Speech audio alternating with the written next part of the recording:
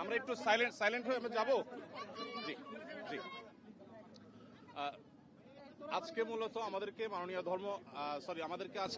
মাননীয় প্রধান উপদেষ্টা ডেকেছেন। তার ডাকে আজকে বিভিন্ন ধর্মের নেতৃত্বশীল ব্যক্তিবর্গ তারা এসেছেন এবং দেশের বিভিন্ন প্রান্ত থেকে সবাই আজকে সমবেত হয়েছেন। আমরা বাংলাদেশের মানুষ কেমন আছি, বিশেষ করে আমাদের অন্য ধর্মাবলম্বী যারা আছেন মুসলিম ছাড়া, তারা কেমন আছেন, তারা তাদের সেই অবস্থা ব্যক্ত করেছেন। তো আমরা লক্ষ্য করেছি যে এখানে আমাদের মধ্যে আলহামদুলিল্লাহ চমৎকার ধর্মীয় সম্প্রীতি বজায় আছে। সেটিকে সামনে আরো কিভাবে ভালোভাবে ধরে রাখা যায় সেজন্য আজকে আমরা কথা বলেছি, সবাই মন খুলে সবাই যার যার মতামত ব্যক্ত করেছেন।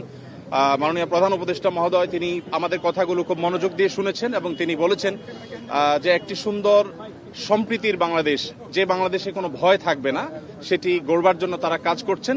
এবং আমরা আমাদের জায়গা থেকে বলেছি যে এদেশের ওলামা একরাম, এদেশের ধর্মীয় নেতৃত্ব তারা তাদের জায়গা থেকে অত্যন্ত দায়িত্বশীল এবং দায়িত্বশীলতার কারণে কিন্তু আপনারা দেখেছেন যে আইনজীবী আলিফ হত্যাকাণ্ডের পরে সারা বাংলাদেশে মুসলমানরা অত্যন্ত ধৈর্য এবং সংযমের পরিচয় দিয়েছেন। বিগত সরকারের শেষের দিকে আপনারা দেখেছেন ফরিদপুরে দুইজন মসজিদের নির্মাণ শ্রমিককে অত্যন্ত নির্মমভাবে অন্য ধর্মাবলম্বীরা হত্যা করার পরও গোটা দেশের মুসলমানরা অত্যন্ত সংযমের পরিচয় দিয়েছেন। আমরা এটিকে যেমন সাধুবাদ জানিয়েছি, ঠিক তেমনিভাবে এটিকে ধরে রাখবার জন্য সংগ্রাম চালাচ্ছি। এখানে সিনিয়র বিভিন্ন ব্যক্তিবর্গ ছিলেন, জাতীয় মসজিদ বায়তুল মোকাররমের সম্মানিত খতিব ছিলেন, আন্দরকুল্লাহ শাহী মসজিদের খতিব সহ অন্যান্য ব্যক্তিবর্গ ছিলেন। প্রত্যেকেই একই সুরে কথা বলেছেন যে আমরা সম্প্রীতির বাংলাদেশ গড়ে তুলতে চাই। বাংলাদেশের মানুষ যেভাবে ধর্মীয় সম্প্রীতির উজ্জ্বল উদাহরণ তৈরি করেছে, এটা পৃথিবীতে আসলেই বিরল। কোনো প্রপাগান্ডায় যেন আমরা কেউ কোনোভাবে পা না দিই এবং আমরা যেন সবাই ঐক্যবদ্ধ থাকি, সেজন্য সবাই এখানে কথা বলেছেন। মুসলিমরা ছাড়াও অন্য ধর্মাবলম্বী যে সমস্ত নেতৃবর্গ ছিলেন তারাও কথা বলেছেন। তো আমরা আশা করছি যে একটা সম্প্রীতির বাংলাদেশ যেটি ইতিমধ্যে আলহামদুলিল্লাহ আছে, সেটিকে আরো ভালো জায়গা আমরা নিয়ে যেতে পারবো এবং পৃথিবীর কাছে উজ্জ্বল উদাহরণ হিসেবে আমরা দাঁড় করাতে পারবো। এখানে প্রত্যেকে যার যার জায়গা থেকে চেষ্টা করেছেন এই কথা বলার জন্য যে আমরা শান্তি সম্প্রীতি রক্ষা করবার জন্য কাজ করছি। আমরা 5 আগস্টে লাইভে এসে প্রত্যেকে যার যার জায়গা থেকে আমরা সবাই কিন্তু মানুষকে সজাগ থাকার, সতর্ক থাকার এবং সংযমী থাকার, ধৈর্যশীল থাকার জন্য আমরা আহ্বান করেছি। এবং আলিফ হত্যাকাণ্ডের পরও আমরা প্রত্যেকে যার যার জায়গা থেকে মানুষকে সংযমী থাকার আহ্বান করেছি। ইসলাম আমাদেরকে অন্য ধর্মাবলম্বীর ব্যাপারে যথেষ্ট দায়িত্বশীল আচরণ করতে বলে। আমাদের প্রিয় নবী সাল্লাল্লাহু আলাইহি ওয়াসাল্লাম আমাদেরকে মানুষ হিসাবে অন্য ধর্মাবলম্বীদেরকে মর্যাদা দিতে শিখিয়েছে এবং সেই শিক্ষা ধারণ করবার কারণে বাংলাদেশের মানুষের মধ্যে সাম্প্রদায়িক সম্প্রীতি তৈরি হয়েছে। আমরা আমাদের আশেপাশের বিভিন্ন জায়গা থেকে সাম্প্রদায়িক সম্প্রীতির যে নাসিহা শুনে থাকি, উপদেশ শুনে থাকি, সেই সমস্ত জায়গায় যখন দেখি যে সংখ্যালঘুরা নির্যাতিত হচ্ছে, আঘাতপ্রাপ্ত হচ্ছে এবং দলে দলে তাদের উপাসনাগুলো ভাঙা হচ্ছে, আমার মনে হয় সেই জায়গাটাতে আমাদের মনোযোগ দেওয়া দরকার।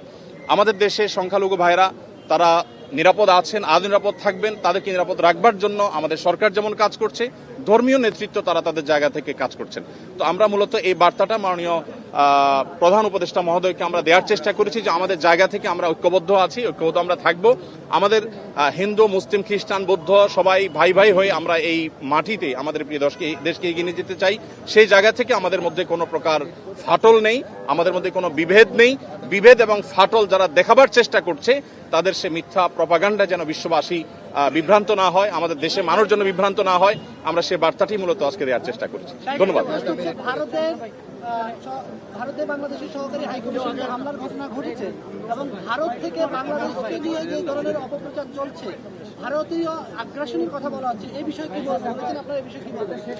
এই বিষয়ে আমার পাশে আব্দুল্লাহ বিন আব্দুর রাজ্জাক আছেন, উনি ওনার বক্তব্যে বলেছেন, আরো বক্তারা বলেছেন, ভারতে বিশেষ করে আমাদের সেখানে যে সমস্ত সংখ্যালঘু নির্যাতন হচ্ছে আর সেখানে যে সমস্ত সহিংস ঘটনা ঘটছে, যেমন এই যে উপ হাই কমিশনারের হামলার কথা আপনি বলেছেন, এগুলোর কারণে আসলে আমাদের কথা বলা দরকার। আমাদের রাষ্ট্রীয়ভাবে মাননীয় প্রধান উপদেষ্টা মহোদয়কে বলা হয়েছে যে তিনি যেন তার জায়গা থেকে, সরকার জায়গা থেকে কথাগুলো বলেন।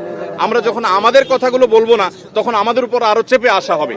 এই কালচার থেকে বেরিয়ে আসার জন্য আমাদেরকে আমাদের অধিকারের কথা বলতে হবে। আমরা আজকে সেখানে যে আক্রান্ত হয়েছি কলকাতাতে, তার বাইরে যে মুসলমানরা আক্রান্ত হচ্ছেন সেখানে, সেগুলো নিয়ে আমাদের কথা বলতে হবে। তাহলে সেক্ষেত্রে হয়তোবা এই যে আজকে যে পরিস্থিতি আমরা মুখোমুখি হচ্ছি, যে আজকে আমাদের উপরে চাপিয়ে দেওয়া হচ্ছে মিথ্যা প্রপাগান্ডা, সেটা থেকে আমরা উত্তরণের পথ হয়তো খুঁজে পাবো। জি।